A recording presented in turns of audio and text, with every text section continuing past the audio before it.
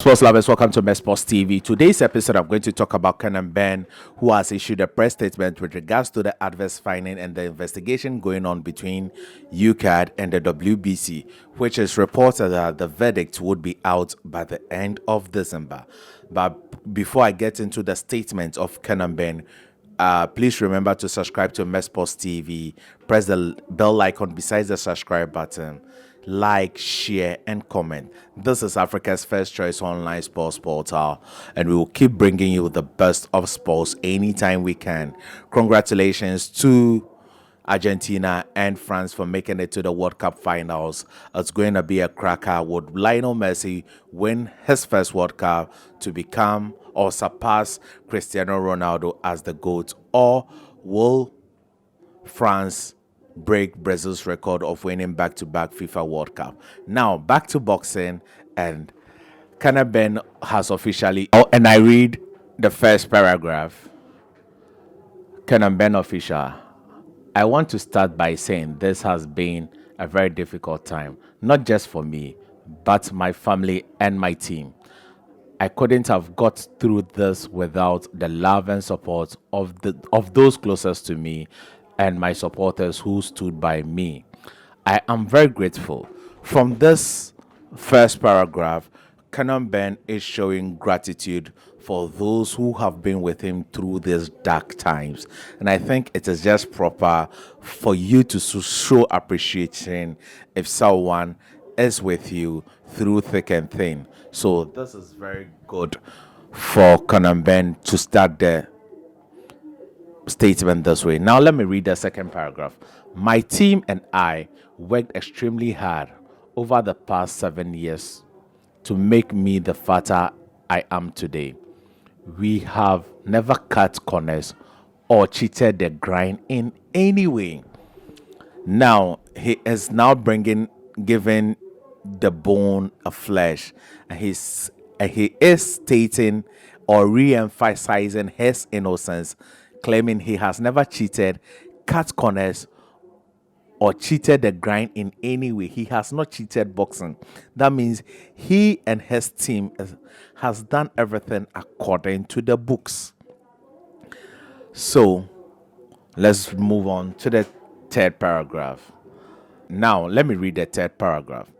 It's been really hard for me to accept that people think that I would do what I was accused of. But what I have come to realize is people rush to judgment without knowing the fact, especially people in the boxing community. And he opens a bracket. And most disappointingly, even those who know me, now it's out of bracket. Although I've kept away from social media, I'm well aware of those who have thrown dirt on my name. I will forgive, but I won't forget.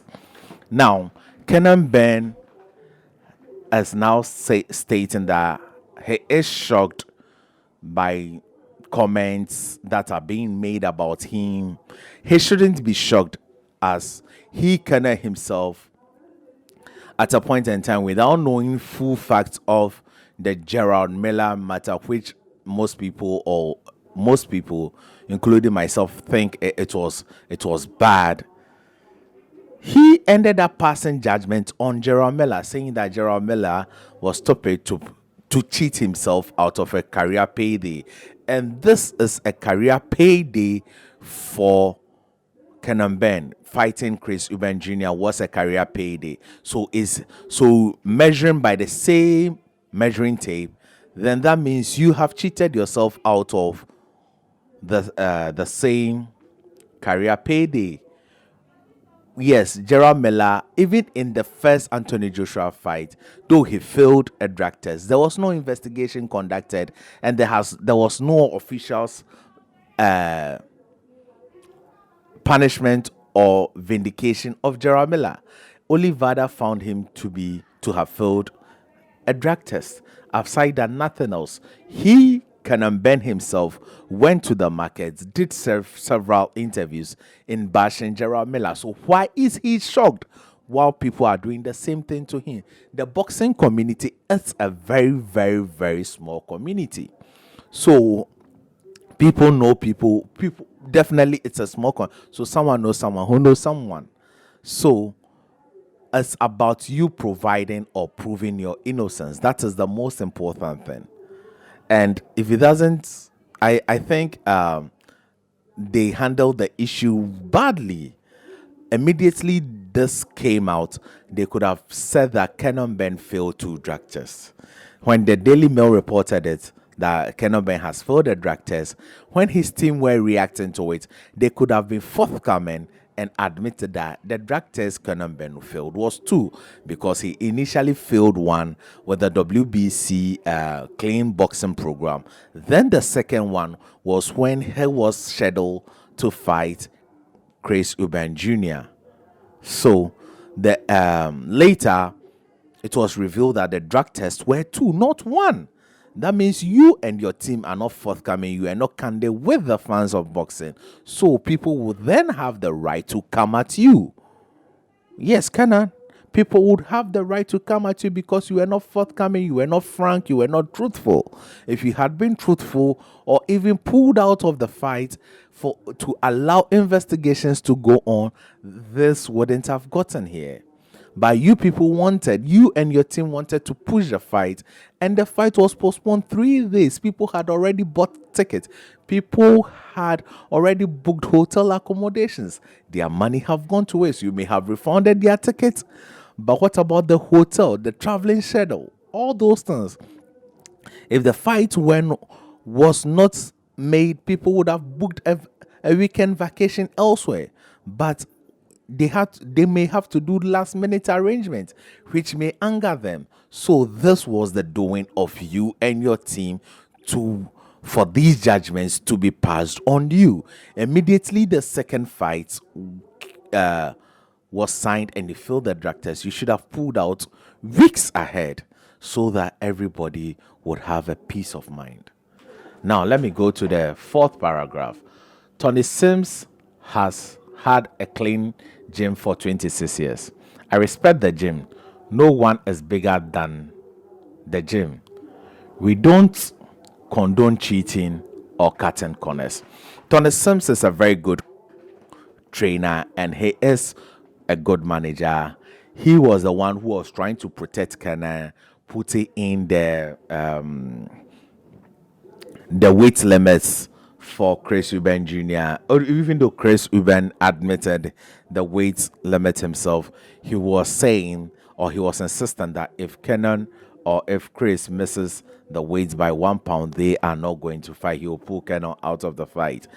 What could and he has had a clean. I've not, to be frank, I don't know any Tony Sims fighter who has failed a drug test yet. I'm yet, from the top of my mind, I don't know. So, giving much respect to Tony Sims here, it's okay. Is it that Tony Sims is angered, so he is trying to give him credit? I don't know what he's trying to do here, but Tony Sims is his trainer. So now let me move to the fifth paragraph. I'm thankful to my dad who has been with me through this whole period, and I'm glad this nightmare is coming to an end for the sake of our combined mental health. Never did we think we would go through something like this, but they say the hardest fight is life and the adversity it comes with. I want to make up for lost times, not let another moment go waste. Now, these things or these judgment calls or these periods seems to have mental toughness or mental health issues on people who are involved. You need you need friends and family to stay by you, and it's good Conor Benn's dad is staying by him. His dad Nigel himself went through this a while ago about when he fought. Oh, I've forgotten a boxer who ended up in a bad place. Nigel himself wasn't in good shape mentally. It affected him very much. So it's good that he has been through it before and he is there to support his son through this. Now let's move to the sixth paragraph. Boxing is my life. I've been through hardship in my career before, but nothing like this. I believe in life you go through adversity of all kinds, and what matters most is how you respond. The sixth paragraph. Boxing is my life. I've been through hardship in my career. Conor Ben, you have not been through hardship. You are the son of Nigel Benn. You come with a lot of clout, and promotional companies were ready to sign you. You have not gone through career hardship. Please spare us that. Spare us that you have not been through career hardship. What about boxers in Nigeria, Lagos, Abuja, Ghana, Ivory Coast, Kutonu, Benny? They go through a lot of hardship with no sponsorship. They have to travel from most boxers in Benny have to travel to Ghana just because they want to fight with their money. So you have not been through hardship. You have had big promotional deals. You are living the life. There are a lot of people, just that they are not known, but they put on equal risks when a fighter enters the ring. The risk level between a fighter in Abu Dhabi, Accra, Ghana, New York City, or the O2 Arena is the same. You can lose your life, but you are well compensated in terms of monetary value. It may be tough being in the spotlight, but nothing beats trying hard without even getting the opportunity. You have to work elsewhere and use that money to finance your boxing career with no manager, with no promoter. You have to pay another promoter in another country and journey your team, your coaches to that country to fight. And especially in the times of COVID, I was on board with a boxer who was traveling from Benny to just to have a fight opportunity in Ghana. It's not easy for others. So please, Canon, you have not gone through career hardship. There will definitely be challenges, but it's definitely no hardship. Now the seventh paragraph. My team have proven my innocence, and the truth will soon come out. Until then, I won't comment further due to confidentiality. This is where it gets a little tricky or confusing for me. My team have proven my innocence. Is it the innocence according to your team, or the innocence according to the investigating body? Because if the investigation body has concluded their investigation and a verdict is out, that is when you can say you have been vindicated. But until then, your team would then put your case forward. It is up to the investigation body, who would also do their due diligence. That is, this time we are being investigated by two bodies. That is the WBC and the British Boxing Board of Control. So, and I heard he has pulled out of the British Board of Control investigation. So let's say the WBC. So it is up to the body to declare you innocent. And we know the WBC, they can pull a lot of tricks. They pulled a trick recently with Jeff Fenech and Azuma Nelson. Then, with regards to the drug test, remember Saul Canelo Alvarez, where they slapped Saul Canelo Alvarez on the wrist just because the GGG fight was about to happen. So let's continue. I'm thankful to everyone who has supported me through this tough time. Tough times don't last. Tough people do. We keep it moving, and we will continue to chase the end goal of being a world champion. It's a minor setback, not a major. It's a minor setback for a major comeback. I like the conclusion of Conor Benn. It's a minor setback for a major comeback. I think if he's able to come out clean or his position is vindicated, I think it would be good for him, and he should pursue his career because he was on the trajectory to becoming a mandatory. He was only just few fights away. So I like the conclusion. It's a minor setback for a major comeback. I just hope he comes out clean. But I think all these are his fault for for all these things happening to him. He should have been forthcoming. For now, I'm looking forward in sharing Christmas privately with my family, and I will be back in January.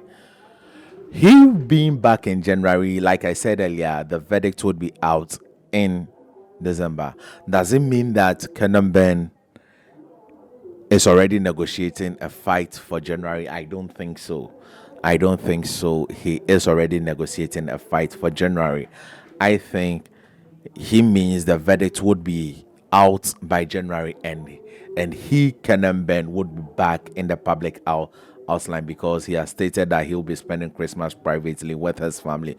So I would be back January. By that time, the verdict would be out, and we would see him in public limelight. See you all in 2023, the year I become world champion. I'm sorry, Conor, you won't be a world champion in 2023. You won't be a world champion in 2023. You can't. I'm not saying you will never be a world champion. You will. You can be a world champion, but not in 2023. Because when I look at the list, you are not there yet. You are not there. I don't think as at now you can beat Virgil Ortiz. I don't think as at now you can beat Booth Ennis. All these guys are above you, and I think at Venezia would have given you a tough fight, and he may have beaten you. I don't think you are up there yet. You have looked explosive against the likes of Chris Algieri, but to the surprise, and a lot of people are saying that all these were the aid of the female fertility drug, clomiphene. So, and he ends by saying hashtag Team Benn, hashtag the destroyer. I think this is a good statement for him to keep his fans updated. But from my point of view, this is for all these allegations to be leveled against him was all the doings of his team. They did not manage the situation. They were thinking they can sweep everything under the carpet. They should have noticed that not everybody would be in sync with the cover up. So they themselves should have been on top of issues and they should have been transparent. So don't blame anyone for this. Blame you and your teams. Immediately you fail the first drug test where you have not even scheduled to fight Chris Eubank Jr., you should have pulled out and you should have allowed investigation to be conducted and you come out clean before you go ahead to pursue the Chris Eubank Jr. fight. Now, making the Chris Eubank fight and failing another drug test, making you look like a Gerald Miller. No drug cheat has admitted he has cheated before. So please, I wish you would come out clean. I wish you would come out clean, but I think you were not on top of issues. You could have done better with the whole handling of the whole situation. So this is my take on it. Kindly subscribe to Sports TV, Africa's first choice online sports portal. Don't forget to press the bell icon, share, like, and comment.